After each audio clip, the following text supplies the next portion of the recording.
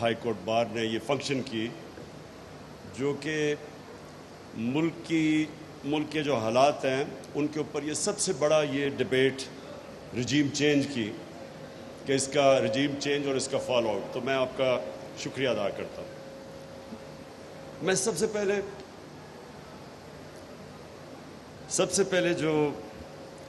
پہلے تو سارے اسپیکرز کا جو انہوں نے تبصرے کیے میں صرف اپریشیٹ کرنا چاہتا ہوں کہ سب نے مختصر پہلوؤں کے اوپر بات کی جو رجیم چینج کے ایفیکٹس آئے ہیں ملک میں.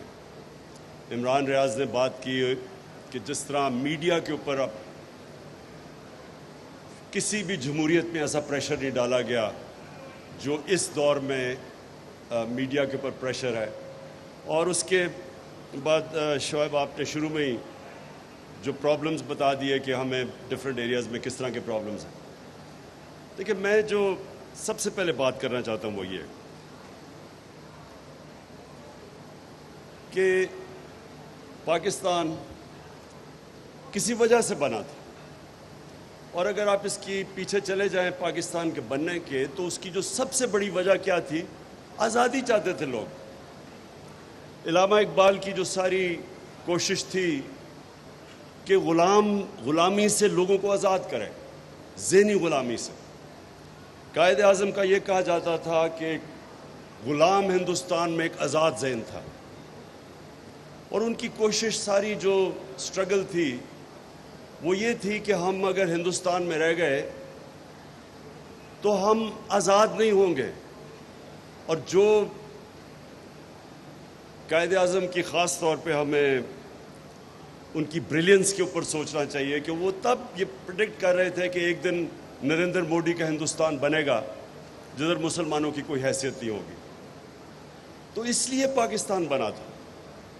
تو یہ اس لیے نہیں بنا تھا کہ ہم ایک غلامی سے نکل کے دوسری غلامی میں آ جائیں.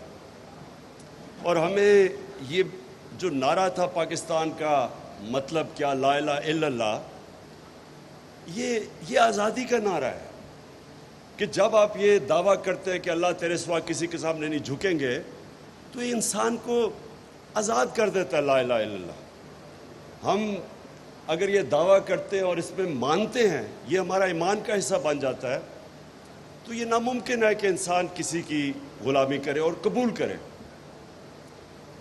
جو میری بڑی کوشش رہی، بلکہ میں نے رحمت اللہ عالمین اتھارٹی بھی بنائی اور اس کی کوشش کیا تھی کہ ہمارے بچوں کو پتہ چلے کہ اگر یہ پاکستان ایک بڑی خواب کا نام تھا جس کے فاؤنڈنگ فادرز علامہ اقبال اور قائد اعظم تھے، تو کم از کم ہمیں پتہ تو چلے کہ یہ پاکستان کیوں بنا تھا.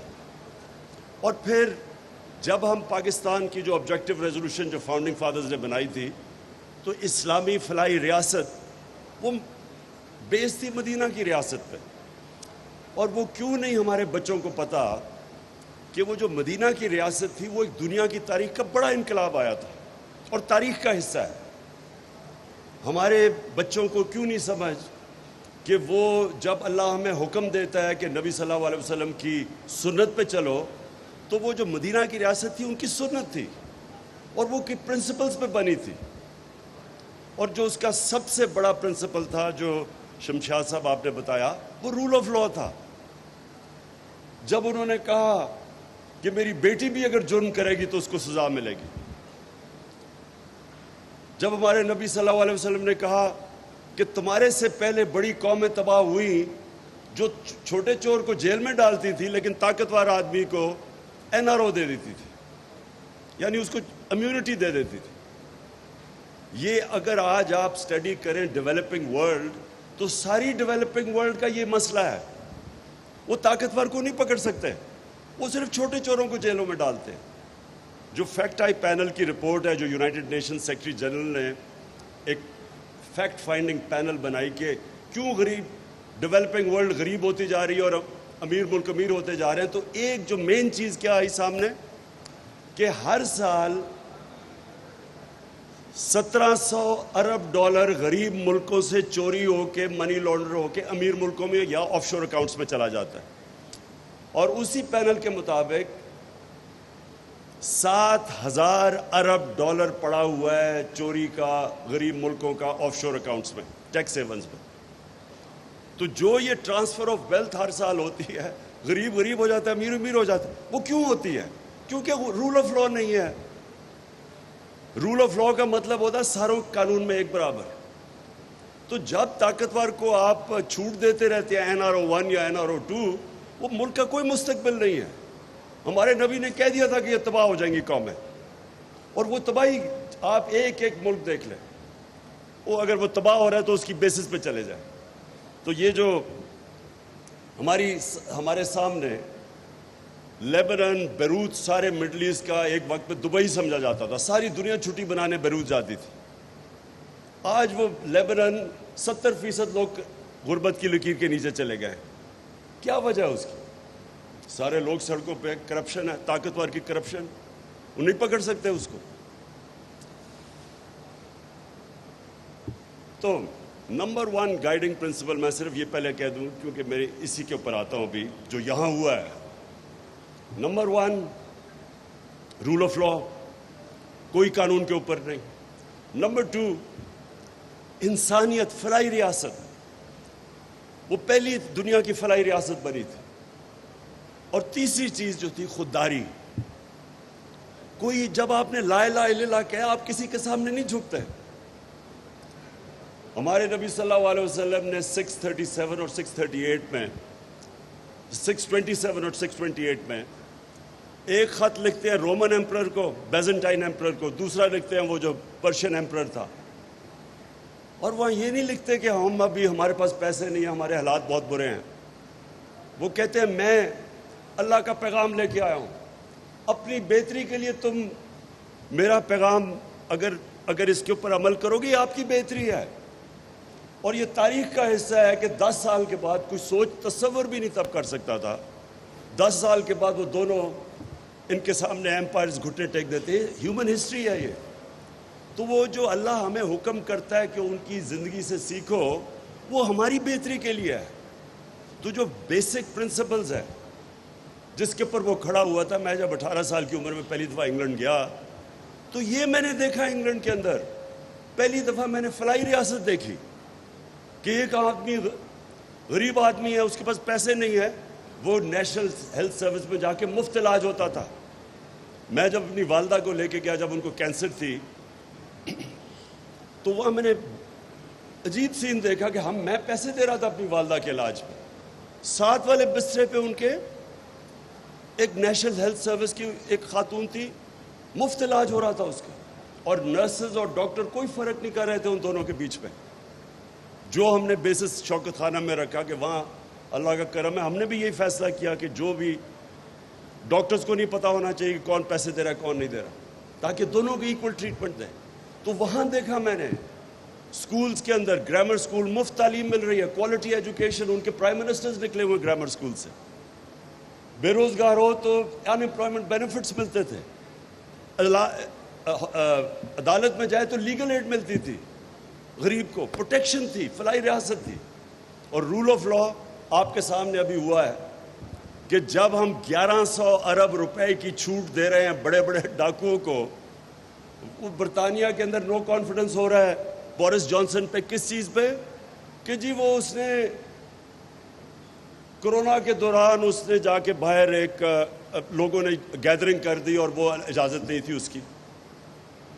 یعنی پرائم منسٹر کو وہ نو کانفیڈنس لا رہے ہیں کہ وہ اس نے قانون توڑا، کوئی ڈاکہ نہیں مارا، صرف اس نے وہ قانون توڑ دیا کہ اس نے لوگوں کو کہا تھا کہ آئسولیٹ کر رہے ہیں اور انہوں نے نہیں کیا، گیدرنگ کر دی. نو کانفیڈنس موشن اپنی پارٹی نے پاس کیا. سو جو رول آف لا اور جو انسانیت وہاں میں نے دیکھی، ہمارے ملک تو بنا ہی تھا ہمارے تو جو فاؤنڈنگ فادرز کی مشن سٹیٹمنٹ ہے، ہم تو اس کے آس پاس بھی نہیں کبھی آئے. ہمارے تو یہ 2 طبقے چل رہے تھے، رولنگ کلاس، ساری اپرچونٹیز ان کے ہاتھ میں، چھوٹے سے طبقے، باقی لوگوں بیچاروں کے پاس بنیادی ضروریات نہیں ہیں. تو اب آ جائیں اس کے اوپر. میں صرف اب رجیم چینج کی بات کرنا چاہتا ہوں. دیکھیں، پہلے تو مجھے جب میں نے وہ سائفر دیکھا، تو پہلے میں نے 3 دفعہ پڑھا کہ یہ واقعی میں یہ سچ دیکھ رہا ہوں. آپ نے شمشاد صاحب آپ نے کہا کہ پتہ نہیں اس میں نہیں، آپ نے نہیں کہا. جی آپ نے کہا جل صاحب. میں آپ کو بتاؤں کہ میں نے جب پہلی دفعہ پڑھا کہ اگر تم نے نام لے کے، ہم نے سنا ہے کہ عمران خان اکیلا کا فیصلہ تھا روس جانے کا. یہ ذرا سنیں، ہم نے سنا تھا کہ یہ عمران خان کا اکیلا فیصلہ تھا، اور وہ ایمبیسڈر کہہ رہے نہیں، اس کا نہیں فیصلہ تھا، یہ انسٹیٹیوشنل فیصلہ تھا. وہ آگے سے یہ بتا رہا ہے، اور وہ پھر آگے سے کہتا ہے کہ اگر تم نے، اچھا ابھی نو کانفیڈنس موشن ٹیبل نہیں ہوئی اسمبلی میں، وہ 1 دن کے بعد ہوئی ہے. وہ کہہ رہا ہے کہ اگر تم نے عمران خان کو نہ اس میں نو کانفیڈنس کے ذریعے اس کو فارغ نہ کیا تو بڑے کانسیکوینسز ہوں گے پاکستان کے لیے. اور پھر کہتا ہے اور اگر کامیاب ہو گئی تو all will be forgiven، معاف کر دیا جائے گا پاکستان. میری پہلی انسٹنکٹ، پہلے تو میں نے 3-4 دفعہ پڑھا کہ یہ میں واقعی صحیح پڑھ رہا ہوں. پہلا جو میں سوچ رہا تھا کہ کوئی اس طرح کی 22 کروڑ لوگوں کے الیکٹڈ نمائندگی کوئی ایسی توہین کر سکتا ہے؟ کسی کی جرت ہے کہ اس طرح کا خط کسی کو لکھ دے؟ اور ہمیں بعد میں کسی نے کہا جی وہ یا تو ایسے تو آتے رہتے ہیں مراسلے. کبھی کسی سیلف ریسپیکٹنگ ملک میں اس طرح کا مراسلہ نہیں آ سکتا. یہ ناممکن ہے کہ کسی الیکٹڈ پرائم منسٹر کو کوئی آگے کہے جی اس کو ہٹا دو. تو یہ کتنی توہین ہے ایک ملک کی. یعنی کس طرح کا ایک عام آفیسر کہہ رہا ہے کہ جی اس کو پرائم منسٹر کو ہٹا دو. تو مجھے دوسری حیرت ہوئی کہ میں پرائم منسٹر ہوں، وہ ایمبیسڈر ہے، فورن آفس میرے نیچے ہے، وہ کس کو حکم دے رہا ہے کہ اس کو ہٹا دو پرائم منسٹر کو؟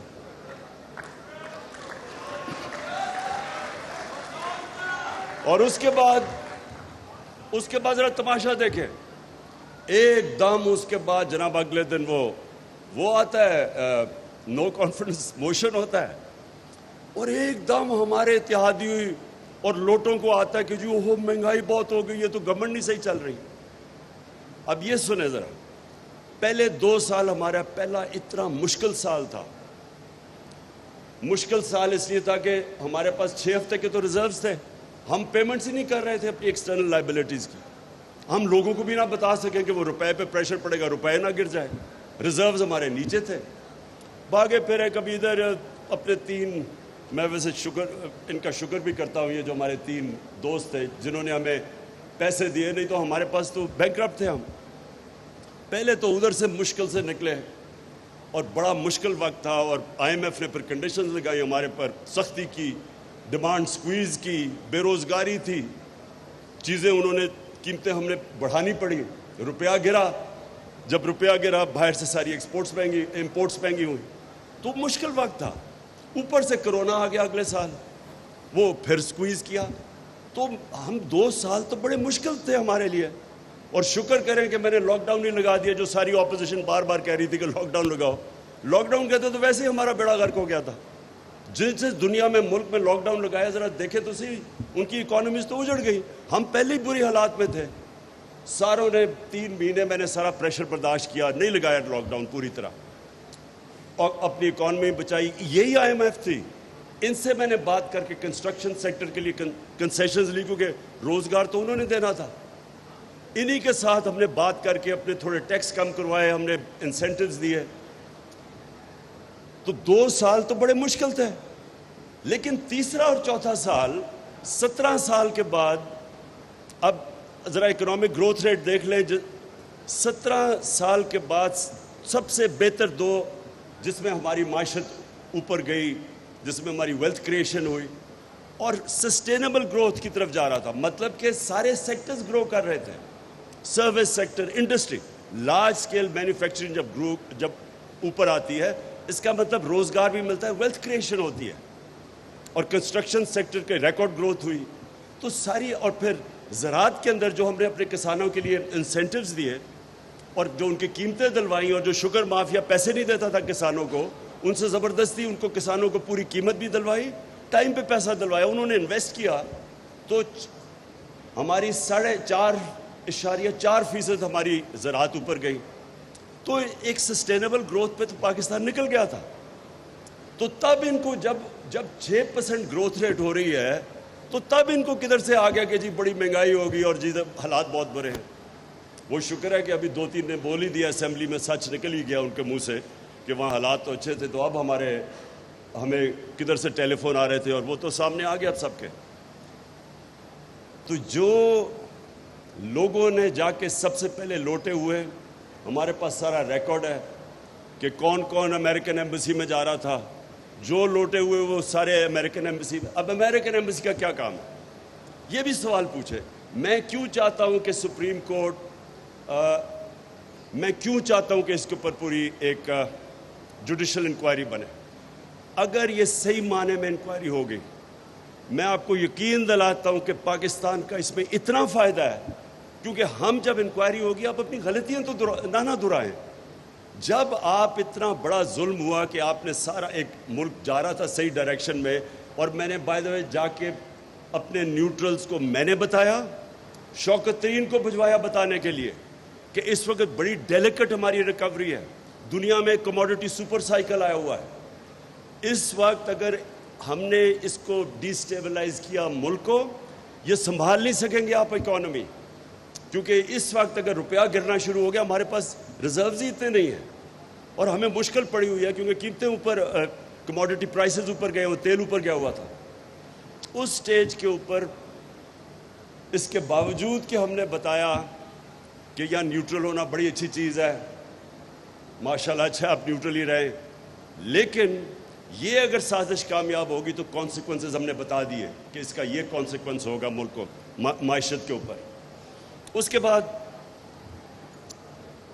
جب وہ چینج لے کے آئے اور یہ جو نیا سیٹ اپ آیا, میں آپ سے نہیں, میں پہلے دن سے کہہ رہا ہوں, جب سے میری پہلی تقریر تھی جب میں پرائم منسٹر بنا, میں نے تب کہا کہ یہ سارے اکٹھے ہوں گے, جمہوریت کے نام پہ ہوں گے.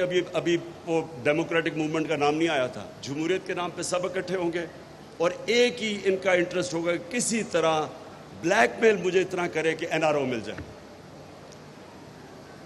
میں اب یہ جو موہت پیرزادہ نے بات کی کہ اس نے مجھے آ کے بتایا, پہلے وارن کیا, وہ تو مجھے ساری خبریں آ رہی تھی 1 سال سے کہ کیا ہو رہا ہے. خبریں تو مجھے 1 سال سے آ رہی تھی کہ پلان کیا بنا ہوا ہے. لیکن میں آپ کو آج بتا رہا ہوں کہ ایک چیز میرا ذہن نہیں مان رہا تھا, اور وہ یہ نہیں مان رہا تھا کہ کیا یہ شہباز شریف کو پرائم منسٹر بنا دیں گے, کیا آصف زرداری پھر سے اقتدار میں آ جائے گا. یعنی یہ میں اس لیے آپ کو کہہ رہا ہوں, دیکھیں جو بھی پاکستان کا سوچتا ہے, جس کے باہر اربوں ڈالر نہیں پڑے ہوئے, جس کا جینا مرنا اس ملک پہ ہے, تو وہ یہ سارے یہ سوال پوچھیں گے کہ وہ جو 30 سال سے 2 خاندان اس ملک کے اوپر مسلط ہے, میں نہیں کہہ رہا کہ انہوں نے یہ کتنے کرپٹ ہیں. آپ ان کے باہر کتنے اخباروں کے اندر ان کے اوپر آرٹیکلز آئے ہوئے ہیں ان کی کرپشن کے اوپر, انٹرنیشنل میں بات کر رہا ہوں, BBC کی ڈاکیومنٹریز آئی ہوئی ہیں ان کی کرپشن پہ, ہم نے تو نہیں نکالی. کرپشن کے کیسز ان کے اوپر اتنے ہیں کہ آپ کو سمجھ نہیں آتی کس کیس کے اوپر بات کریں. جو NRO-1 لیا انہوں نے, جو جنرل مشرف نے اتنا بڑا ظلم کیا اس ملک کے اوپر, میں نے سب سے زیادہ شور مچایا اس کے اوپر کہ وہ سرے محل جو آصف زرداری بار بار کہتا تھا کہ یہ ہمارا نہیں ہے, اور یہ انہوں نے کنٹیسٹ بھی کیس نہیں کیا جب پاکستانی گورنمنٹ نے انگلینڈ میں کیس کیا, وہ بیک کیا, اس کے پیسے پاکستان کو آنے تھے. $60 ملین پڑے ہوئے تھے سوئٹزرلینڈ میں, وہ پورا کیس میچور ہو گیا تھا, وہ پیسے پاکستان کو آنے تھے. NRO دے کے وہ معاف کر دیا, وہ جو پاکستان کو وہ انہوں نے وہ بھی ہضم کر لیا. نواز شریف کا اتنا اوپن اینڈ شٹ کیس ہے حدیبہ پیپر مل کا, جس میں اسحاق ڈار کی کنفیشنل سٹیٹمنٹ ہے, بینک اکاؤنٹس ہیں کہ کو قاضی فیملی لنڈن میں بیٹھی ادھر پیسہ, یہ ساری چیزیں تو پروون تھی. وہ NRO-1 دیا گیا, وہ ساری معاف کی گئی. 10 سال کی کرپشن انہوں نے کی, ان کے دور کے سارے کیسز ہیں 95%, ہمارے تو دور کے کیسز ہی نہیں ہیں. ہمارا تو صرف ایک ٹی ٹی کا کیس ہے شہباز شریف کا، اور ایک جو مقصود چپڑاسی والا کیس ہے ایف آئی اے کا، باقی تو سارے پرانے کیسز ہیں۔ تو وہ کیسز جو ہمیں 3.5 سال کہہ رہے تھے، اور یہ اسحاق ڈار ان کے دور میں بھاگا ہے، نواز شریف کے بیٹے ان کے دور میں بھاگے، یہ دماد شہباز شریف کا اس کے دور میں بھاگا ہے، تو ہمارے دور کے تو صرف ہمیں بلیک میل کیا جا رہا تھا این آر او دینے کا۔ تو میرا پوائنٹ یہ ہے کہ کیسے کوئی سوچ سکتا تھا ان کو ملک کے اوپر لانے کے لیے؟ کون ملک کے اوپر اتنا ظلم کر سکتا ہے کہ شہباز شریف جس کو سزا ہونے والی تھی، انڈر ٹرائل تھا، اس کا کیس میچور تھا، کیسے کوئی اس آدمی کو اس ملک پہ مسلط کر سکتا ہے؟ یا تو یہ سمجھے، یا تو ہم یہ سمجھے کہ وہ شاید وہ یہ سمجھ رہے تھے کہ اتنا بڑا جینیس ہے یہ، کہ یہ اتنا بڑا صبح 7 بجے اٹھ کے آفس پہنچ جاتا ہے، یہ اتنا زبردست کام کرے گا کہ ملک کو اٹھا لے گا۔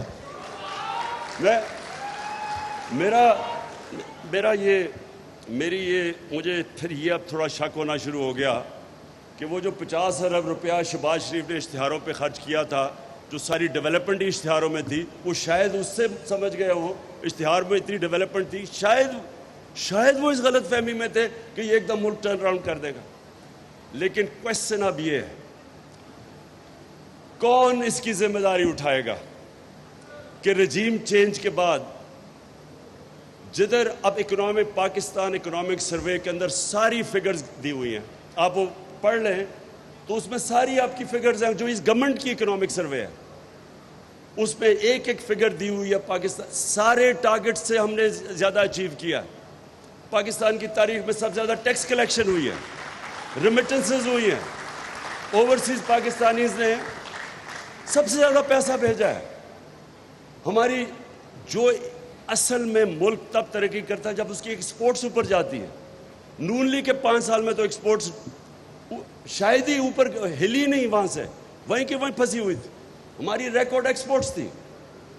اور جو پھر سے میں کہہ رہا ہوں زراعت جو ترقی کی، تو جب ایک ملک ادھر جا رہا تھا اور آج مہنگائی آسمانوں پہ اور اکانومی نیچے، کون ذمہ دار ہے اس کا؟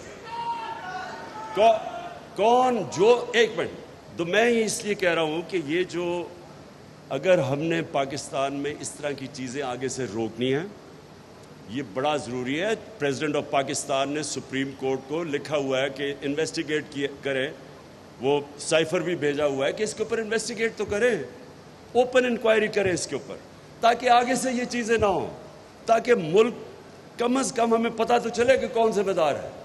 آپ نے بات ٹھیک کی، شمشاد صاحب 25 سال کے بعد وہ حمود الرحمان رپورٹ آئی، لیکن کوئی یہ بات نہیں کرتا کہ کبھی کسی نے یہ پوچھا ہے کہ جب یہ ہم جنرل مشرف لے کے گیا تھا ہمیں امریکہ کی وار آن ٹیرر میں، اور وہ خود اپنی کتاب میں لکھتا ہے کہ وہ رچرڈ آرمیٹیج کا تھریٹ آئی، دھمکی کہ ہم will bomb you to stone age, ہم نے اس میں شرکت کی، اور مجھے یاد ہے ہم پوچھتے تھے مشرف سے شروع میں کہ ہم کیوں اس جنگ میں شامل ہو رہے ہیں، تو ہر قسم کا ہم شامل نہیں ہو رہے ہیں، ہم صرف لاجسٹیکل سپورٹ دے رہے ہیں، اور اس طرح کی باتیں کرتے تھے۔ کیوں نہیں اس کا جواب طلب کیا گیا کہ 80,000 پاکستانی اس میں مرا؟ خود گورنمنٹ کہتی ہے کہ $150 ارب سے زیادہ ہمیں نقصان ہوا، 35 لاکھ لوگ نقل مکانی ہوئی۔ آج بھی ہمارے فوجی شہادتیں دے رہے ہیں، وہی اسی کا فال آؤٹ، جو آج بھی وہ دہشت گردی ختم نہیں ہوئی، آج بھی ہمیں قربانیاں دے رہے ہیں۔ ہمیں کیوں ہم گئے تھے ان کی جنگ میں؟ کم از کم یہ تو ہو کہ کیا ہمارے پاس کوئی چوائس تھی؟ کیا ہم اور طرح جا سکتے تھے؟ لیکن وہ میں پھر سے اب آتا ہوں کہ جب ہم ملک میں یہ فیصلہ کر بیٹھے کہ ہمیں جو بھی وہاں سے حکم آئے گا ہمیں ماننا پڑے گا، جو مجھے پتہ ہے کہ یہ ہماری رولنگ ایلیٹ کا یہ ذہنوں میں پڑا ہوا ہے، وہ سمجھتے نہیں ہیں ویسٹرن مائنڈ کو۔ میں یہ سمجھتا ہوں کہ میرا ان سب سے بہت بہتر انڈرسٹینڈنگ ہے مغربی سوچ کی، ٹائم بھی میں نے گزارا اور سب کچھ، اور اندر سے ان کے لوگوں کو جانتا ہوں۔ میں یہ سمجھتا ہوں کہ یہاں ایک غلط فہمی ہے کہ جب ہم ان کے سامنے ان کی ہر بات مانتے رہیں گے وہ ہمارے ساتھ اور دوستی کر لیں گے۔ انٹرنیشنل ریلیشن میں کوئی دوستی نہیں ہوتی، انٹرسٹ ہوتے ہیں، آپ ان کے انٹرسٹ سرو کرتے ہیں، وہ دیکھتے یہ ہیں۔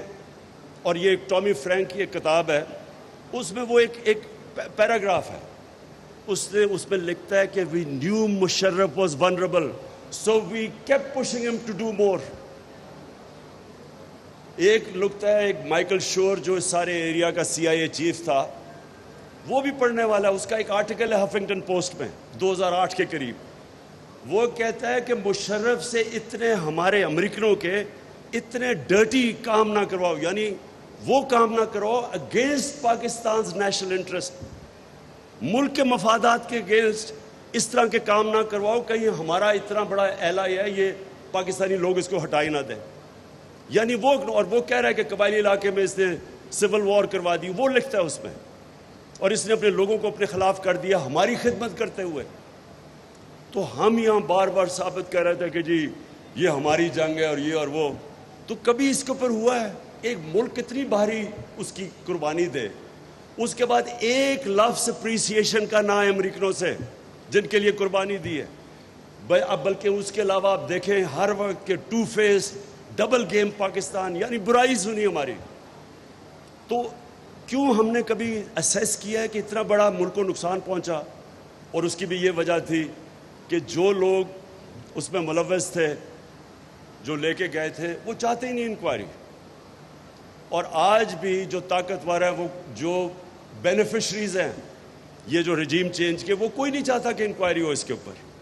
لیکن انکوائری اس ملک کے مستقبل کے لیے ضروری ہے. اگر ہم یہ چپ کر کے ایکسیپٹ کر لیں گے کہ باہر سے، اب دیکھیں ان کا کیا انٹرسٹ ہے، ان کا تو سمپل انٹرسٹ ہے. ان کا انٹرسٹ یہ ہے کہ پاکستان میں پھر جی حضور کرنے والے لوگ آ جائیں، اور ان کو سوٹ کرتا ہے. آپ سارے امریکن رجیم چینج دیکھ لیں، کرپٹ لوگ ان کو سوٹ کرتے ہیں کیونکہ وہ پلائبل ہوتے ہیں. اپنے ملک میں کوئی ضمانت پہ ہو، آپ اس کو چپڑاسی بھی نہیں رکھوا سکتے ان کے ملک میں. کوئی نوکری ڈھونڈ کے دکھاتے ضمانت پہ آدمی، وہ اتنی اسٹرکٹ ان کی مورل سٹینڈرڈز ہیں. ہمارے ملک میں وہ اس لیے یہ پریفر کرتے ہیں کیونکہ ان کو پتہ ہے، ان کو سارا پتہ ہے کہ ان کے پیسے کدھر پڑے، اور ان کو پتہ ہے کہ یہ کنٹرولبل ہے. سو وہ تو چاہتے ہیں ایسے لوگ ہیں کہ بجائے فتح کرنے کے ہر چیز پاکستان ان کی مان لے. ہمارے انٹرسٹ میں کیا ہے؟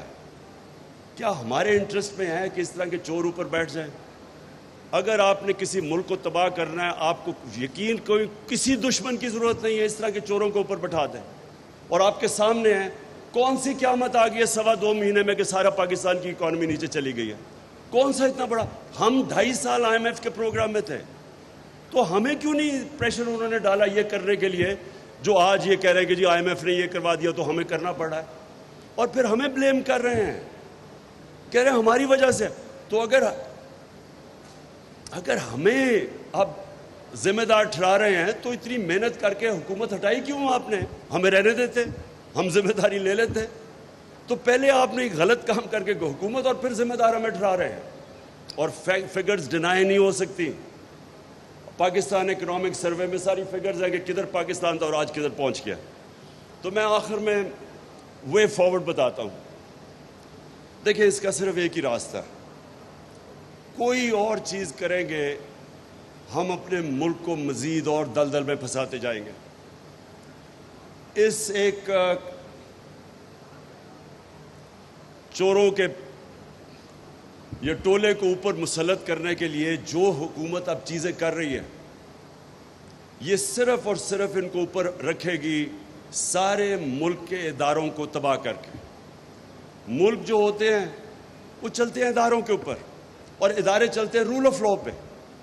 جب آپ ملک کے ادارے اور رول آف لا تباہ کریں گے تو اصل میں آپ ملک کا مستقبل تباہ کرتے ہیں. اب ان کو اوپر رکھنے کے لیے رول آف لا بھی تباہ ہو رہا ہے. آپ کے سامنے ہے، کسی دنیا میں کوئی سوچ بھی نہیں سکتا کہ وہ لوگ جو کرپٹ لوگ آ کے بیٹھ کے اسمبلی میں اپنے آپ کو 1100 ارب روپے کے کیسز معاف کروا لیں. یہ کوئی تصور ہی نہیں کر سکتا. یہ تو ٹوٹل کانفلکٹ آف انٹرسٹ ہے. ہم سپریم کورٹ میں گئے اور امید لگائی ہوئی ہے سپریم کورٹ سے، تو رول آف لا تو پہلے وہیں ختم ہو گیا، پھر نیب ختم کر دی. جو نیب کے اندر امینڈمنٹس لائی ہیں، نیب اب کچھ نہیں کر سکتی. انہوں نے منی لانڈرنگ ہی ختم کر دی ہے. باہر سے اگر پتہ چلے میرے کوئی 10 ارب ڈالر باہر پڑا ہوا ہے یا جتنا بھی پڑا ہوا ہے، میں اگر انفارمیشن مجھے باہر سے آ بھی جائے، وہ ان ایڈمیسیبل ہے پاکستان میں.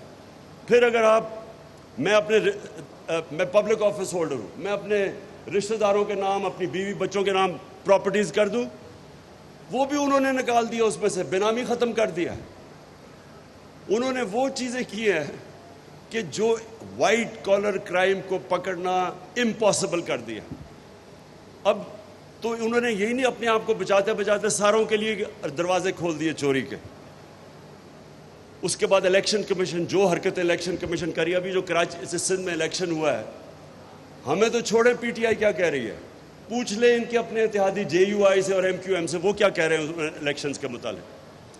15% الیکشن انٹیریئر سندھ میں انہوں نے ان اپوزڈ جتا دیے, اور پوچھے تو صحیح ان اپوزڈ کیسے ہیں. انہوں نے پولیس اور جو استعمال کیا, لوگوں کو اٹھا لیا, وہی جو حرکتیں جو ذوالفقار علی بھٹو نے 1977 کے اندر, اس نے بھی تھوڑے سے لوگوں کو ان اپوز کروایا تھا, اس سے شور مچاتا. یہاں تو 15% سیٹیں ان اپوزڈ ہو گئی ہیں. تو پوچھیں تو صحیح کہ کیوں ان اپوزڈ ہوئی ہے. تو وہ جو جس طرح کا وہ الیکشن ہوا, ابھی جو 20 حلقوں میں پنجاب میں الیکشن ہو رہا ہے, جو اس وقت مداخلت ہو رہی ہے, جس لیول کی مداخلت ہو رہی ہے اس الیکشن کے اندر, ٹیلی فون کال کر کر کے میں انٹرویو کر رہا لوگوں کو ٹکٹ دینے کے لیے, 2 کینڈیڈیٹس نے مجھے بتایا کہ ہمیں ان نون نمبر سے ٹیلی فون آیا کہ آپ نے ان کے ٹکٹ نہیں لینے. تو جس لیول کی مداخلت ہے, اب اگر اسی طرح کے انہوں نے الیکشن کروانے ہیں, الیکشن کمیشن ڈسکریڈٹڈ, وہ ہو ہی رہی ہے. الیکشن کمیشن ڈسکریڈٹڈ, پارلیمنٹ کا یہ حال ہے کہ اگر راجہ ریاض پارلیمنٹ کا اپوزیشن لیڈر سمجھ لیں پارلیمنٹ کی کیا اہمیت ہے. پنجاب اسمبلی میں جو پنجاب اسمبلی میں ہو رہا ہے, یعنی 2.5 مہینے سے جس طرح پنجاب چل رہا ہے, تو یہ مداخلت کے بعد, یہ جو سازش کے بعد, پنجاب کے جو حالات دیکھ لیں. کوئی پوچھو تو صحیح کہ وہاں ہو کیا رہا ہے. جس طرح اور یہ جو آج فیصلہ بھی آیا ہے, ویسے میں یہ واضح کر دوں, ہم کل سپریم کورٹ میں جا رہے ہیں اس فیصلے کے اوپر کہ حمزہ آپ کیسے چیف منسٹر بن سکتا ہے. جب انہوں نے کہہ دیا اس کی الیکشن ہی غلط ہوئی ہے, تو وہ چیف منسٹر کس پہ ہے. تو ساری جو چیزیں ہو رہی ہیں, نہ اسمبلیز فنکشنل ہیں, نہ اس ملک کی الیکشن کمیشن کے اوپر کسی کو اعتماد ہے, وہ ساری انجینئرنگ کرے. اب ہماری 5 ریزرو سیٹس تھی, سیدھا قانون تھا کہ جناب جیسے ہی ہماری جو لوٹے گئے تو 5 نئے آنے چاہیے تھے, وہ آئین میں ہے. وہ 3 ہفتے لگا دیے اس کے اوپر. فائنلی ہائی کورٹ سے فیصلہ آتا ہے کہ ان کو ریسٹور, یہ 5 ریزرو سیٹس دو پی ٹی آئی کو. ابھی تک بیٹھے ہوئے الیکشن کمیشن, وہ ہمیں مل ہی نہیں رہی. تو اتنی لیول پہ جا رہے ہیں یہ انجینئر کرنے کے لیے, اس سیٹ اپ کو انجینئر کرنے کے لیے. نہ الیکٹرل پروسیس میں کانفیڈنس ہے, وہ تباہ. پارلیمنٹ میں نے کہہ دیا. پھر جو میڈیا کے اوپر جس طرح کی واردات ہو رہی ہے, یہ بھی انپریسیڈنٹڈ ہے. میڈیا کو دبانے کے لیے, آوازوں کو دبانے کے لیے, یہ کوئی کامیاب نہیں ہوگا. یہ جو بھی یہ کر رہے ہیں, یہ روک ہی نہیں سکتے آج پاکستان جس طرف جا رہا ہے. صرف اور صرف جو بھی کوشش کر رہا ہے اس سیٹ اپ کو مسلط کرنے کے لیے, وہ اپنے آپ کو ڈسکریڈٹ کر رہا ہے, وہ پاکستان کو نقصان پہنچا رہا ہے, وہ اداروں کو ڈسکریڈٹ کر رہا ہے. اور ایک ہی راستہ ہے اس میں, جو بھی آپ دیکھ لیں, ایک راستہ اس میں سے کہ فری اینڈ فیئر الیکشنز کروائے جائیں. اور فری اینڈ فیئر الیکشنز کا مطلب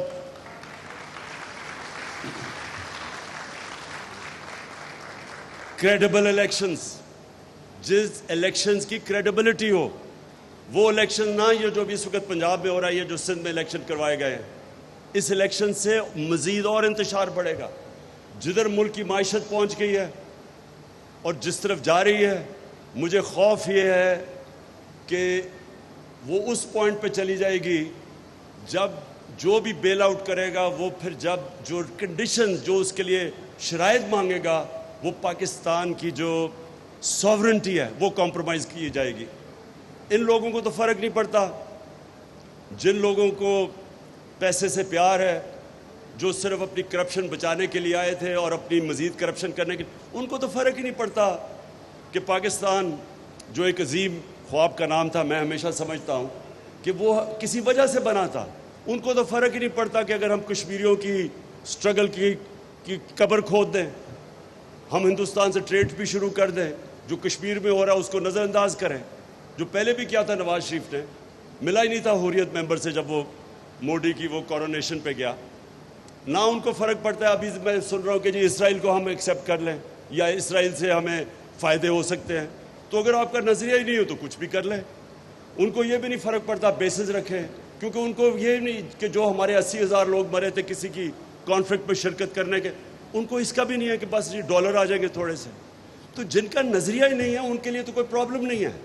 لیکن جو ہماری طرح کے لوگ سمجھتے ہیں کہ پاکستان ایک بڑے نظریے کا نام تھا اور اس کا نعرہ تھا، عظیم نعرہ تھا کہ اے اللہ تیرے سوا کوئی اور خدا نہیں ہے، تو وہ ان کے لیے تو یہ اگر اسی طرح ہی رہنا تھا تو بنا کیوں پاکستان پر؟ اگر آپ نے یہی کمپرومائز کرنی ہے تو وہ کہتے ہیں نا those who don't stand for anything fall for everything، کہ آپ کا جب کوئی نظریہ نہیں ہے تو کسی چیز بھی مان لو. اس لیے یہ بڑا اصل میں یہ دو نظریوں کا فرق ہے. ایک یہ وہ مٹیریلز جو ذات کے لیے آئے ہیں، جو 30 سال سے بیٹھے ہوئے دو خاندان، جنہوں کو کوئی فرق نہیں پڑا کہ ایم ایل کانسی کو پکڑا دو، ان کو کوئی فرق نہیں پڑا جب وہ رمزی یوسف کو پکڑا دو ان کو پاکستان کے قانون بائی پاس کر کے، کوئی فرق نہیں پڑا جب وہ ریمنڈ ڈیوس نے دو لوگوں کو گولیاں مار دی مزنگ شہر کے بیچ میں، اس کو واپس دے دو. ان کو تو کوئی فرق ہی نہیں پڑتا. یہاں جب 400 ڈرون اٹیک ہوئے ان دونوں کے دور میں، کوئی شرم نہیں ان کو آئی کہ کبھی کوئی دنیا اجازت دیتی ہے جج، جوری اور ایکسیکیوشنر کسی کو بننے کے لیے کہ آپ ہی فیصلہ کریں. 8,000 دور آدمی بیٹھ کے کمپیوٹر گیم سے لوگ مار رہے ہیں یہاں پاکستان میں، اور یہ دونوں لیڈر چپ کر کے بیٹھے ہوئے تھے. ان کو کیا فرق پڑتا ہے اس سے؟ فرق تو ان لوگوں کو پڑتا ہے جو سمجھتے ہیں. اور جو اکثریت ہے اس ملک کی اکثریت بلیو کرتی ہے نظریہ پاکستان میں. آج جو یہ لوگ نکلے ہیں، میں آپ کو خود بتاؤں کہ میں خود حیران تھا جس طرح پبلک نکلی ہے، لیکن میں نے اس نتیجے پہ آ گیا ہوں کہ جو اکثریت ہے اس ملک کی، وہ ابھی بھی اس خواب کے پیچھے ہے. یہ اوپر ہے جو تھوڑی سی ایک ایلیٹ، جو کرپٹ ایلیٹ ہو چکی ہے، جس کا صرف ذاتی مفادات کے لیے وہ سمجھتے ہیں پاکستان بنا تھا. یہ صرف ان کا ایشو ہے. باقی عوام ابھی بھی بلیو کرتی ہے اس نظریے پہ. اور لاسٹ چیز، میں ایک آپ کے لیے ایاز آخر میں یہ ایک آپ نے بات کی ایکسٹینشن کی، میں اسی کے اوپر اپنی تقریر ختم کرتا ہوں. دیکھیں، میں نے بڑا زندگی میں ایک عام سا آدمی ہوں، بڑی غلطیاں کی ہیں زندگی میں، لیکن میں نے جو کرکٹ کے اندر میں باقیوں سے آگے اس لیے نکلا کہ میں ہمیشہ اپنی غلطیوں کی انالیسس خود کرتا تھا، اپنا سب سے بڑا کرٹک تھا، اور ہمیشہ کوشش کرتا تھا کہ جو میں غلطی کرتا ہوں اس کو کریکٹ کیا جائے. اور میں یہ دنیا میں کسی بھی انسان کی، معاشرے کی، ادارے کی پروگریس میں صرف ایک ہی طرح پروگریس کرتا ہے کہ اپنی انالیسس کرے، اپنی غلطیاں دور کرے اور پھر وہ آگے بڑھتا ہے. میں نے یہ 3.5 سال جو حکومت میں بیٹھا، اللہ نے موقع دیا، یہ تھے میرے سب سے مشکل 3.5 سال زندگی کے، لیکن انہوں میں نے بڑی چیزیں سیکھی. اور میں یہ سمجھتا ہوں کہ جب اتنے بڑے چیلنجز تھے، کیونکہ چیلنج بہت بڑا تھا، کیوں ایک کرائسس تو تھا نہیں. ہر روز صبح اٹھتے تھے، اچھا جی وہ ادھر پی آئی اے بینکرپٹ ہے، ریلوے کا یہ، ہر دوسرے دن کوئی نیا کرائسس ہوتا تھا کہ پیسے نہیں ہیں جی اب. سو اس کرائسس کے اندر بڑی چیزیں میں نے سیکھی. میں سمجھتا ہوں کہ میری جو ایجوکیشن ان 3.5 سال میں وہ زندگی میں نہیں ہوئی. ایک صرف میں آپ کو چیز بتاؤں کہ میں نے یہ ساری چیزیں نوٹ کی، یہ جو آپ اپنے ابھی بات کی، مداخلت کی، بالکل یہ آپ ٹھیک کہتے ہیں، ایکسٹینشن کی، کہ ہمیشہ ملک ادارہ ترقی کرتا ہے رول آف لا پہ. آج شوکت خانم ایک انٹرنیشنل لیول کے 2 ہاسپٹلز ہیں، وہ صرف رول آف لا پہ ترقی کرتے ہیں، میریٹوکریسی پہ کرتے ہیں. آج چائنا کی جو سب سے بڑی وجہ تیزی سے اوپر آنے کی، ان کی بڑا زبردست الیکٹرل پالیٹکس، الیکٹرل ڈیموکریسی نہیں ہے، لیکن میریٹوکریسی کا زبردست سسٹم ہے. میریٹوکریسی اور رول آف لا ساتھ ساتھ جاتے ہیں. لیکن ہمارا مسئلہ یہ تھا کہ اتنے زیادہ پرابلمز تھے کہ میں صبح اٹھ کے ہمیشہ سوچتا تھا کہ آج میں نے کتنے پرابلمز کو ڈیل کرنا ہے، کہ میں نے پھر پرائیورٹائز کرتا تھا کہ آج میں صرف یہ پرابلمز کو ڈیل کروں گا، کیونکہ آپ ساروں کو تو کر ہی نہیں سکتے تھے. ملک کے اندر ایک انسٹیٹیوشنل بریک ڈاؤن ہے، اور وہ آیا 30 سالوں سے دیر سے آ رہا تھا. جب آپ مارشل لا لگاتے ہیں تو سب سے پہلے ادارے ختم ہو جاتے ہیں, رول آف لا ختم ہوتا ہے. اور جو ہمارے ڈیموکریٹس تھے انہوں نے کبھی بھی ان کا رول آف لا ایشو ہی نہیں تھا. Relaxation of all the rules تو نواز شریف نے شروع کیا تھا. Relaxation of all the rules means rule of law کو توڑنا. سو جو ملک کے مسئلے تھے جو میں نے اسٹڈی کرتا گیا over the period of time, میں آپ کو یہ کہہ دوں کہ یہ آپ بات بالکل ٹھیک کہہ رہے ہیں, لیکن اس جو کانٹیکس میں میں آپریٹ کر رہا تھا مجھے بڑا کیئرفلی دیکھنا پڑتا تھا کہ یہ مسئلے ہیں اور میں سارے نہیں ڈیل کر سکتا ایک وقت. تو پھر مجھے پک اینڈ چوز کرنا پڑتا تھا, پرائرٹائز کرنا پڑتا تھا. اور ہم واپس دیکھتا ہوں بہت چیز بہتر کر سکتے تھے, بڑی چیزیں اور بہتر کر سکتے تھے, لیکن اس ساروں کے باوجود جو کرائسس تھے, میں یہ سمجھتا ہوں کہ بینکرپٹ اکانومی, کووڈ-19 جو ایک دنیا میں 100 سال میں ایک دفعہ کرائسس آتا ہے, اس کے اندر سے ہم جو سٹیئر کیا, اور پھر یہ سپر سائیکل کموڈٹی کا اور یوکرین کی وجہ سے. اگر آج میں پیچھے دیکھوں تو جب میں شروع کیا تھا 3.5 سال پہلے, اور میں اینڈ میں دیکھوں کہ جو آج اکنامک سروے میں پاکستان کی آل راؤنڈ گروتھ تھی, آئی ایم ایف نے بھی کہا سسٹینیبل گروتھ تھی, اگر یہ ہو سکتی تو میں سمجھتا ہوں کہ یہ اس کانٹیکس میں ہمارا بڑا کامیاب, بیئرنگ ان مائنڈ جتنے کرائسس تھے, 17 سال میں سب سے زیادہ بہتر اکنامک گروتھ پچھلے 2 سال میں ہوئی تھی. میں سمجھتا ہوں کہ یہ ہماری بہت بڑی کامیابی تھی. Thank you G.